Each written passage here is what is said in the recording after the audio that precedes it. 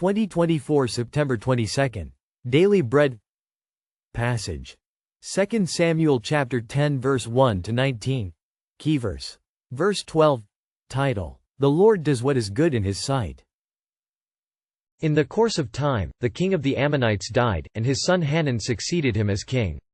David thought, I will show kindness to Hanun son of Nahash, just as his father showed kindness to me, so David sent a delegation to express his sympathy to Hanun concerning his father. When David's men came to the land of the Ammonites, the Ammonite commanders said to Hanun their lord, Do you think David is honoring your father by sending envoys to you to express sympathy? Hasn't David sent them to you only to explore the city and spy it out and overthrow it? So Hanun seized David's envoys, shaved off half of each man's beard, cut off their garments at the buttocks, and sent them away. When David was told about this, he sent messengers to meet the men, for they were greatly humiliated. The king said, Stay at Jericho till your beards have grown, and then come back.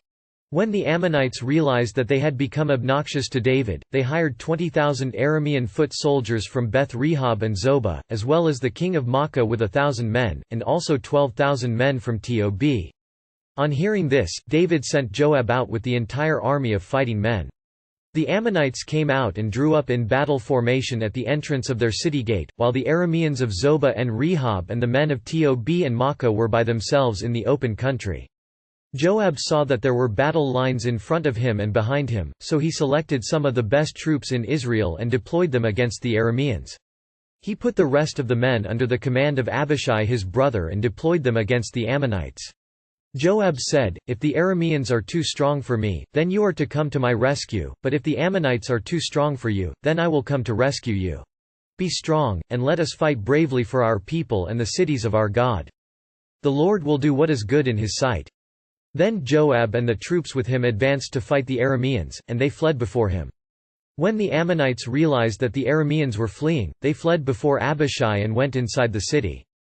So Joab returned from fighting the Ammonites and came to Jerusalem. After the Arameans saw that they had been routed by Israel, they regrouped.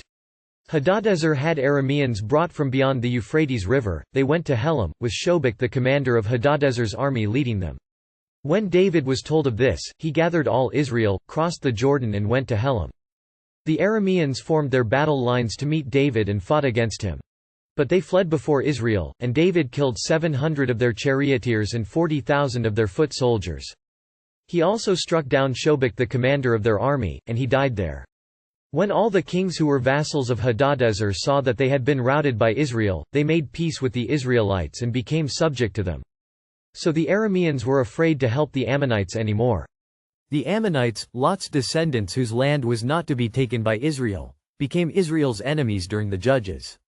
King Saul's decisive victory over King Nahash cemented his reign. Nahash had been kind to David at some point, perhaps while fleeing Saul, so at his death David sought to be kind to Nahash's son Hanun.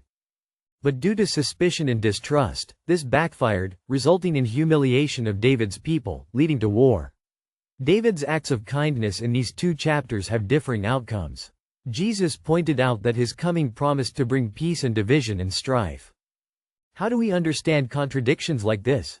The answer comes from a surprising voice. Joab found himself outnumbered by the combined armies of Ammon and Aram. Although a gifted military strategist, Joab realized victory is in the Lord's hands. God will do what is right in his sight. God gave Joab victory. Soon after, David defeated the Arameans, leading to peace and making them subject to Israel. We can't control outcomes, no matter the knowledge or experience we gain. Instead, let's learn that God is good by doing what is right in his eyes. Prayer. Father, in my inscrutable situations and unexpected outcomes, teach me you are good. One word. Trust God who does what is good.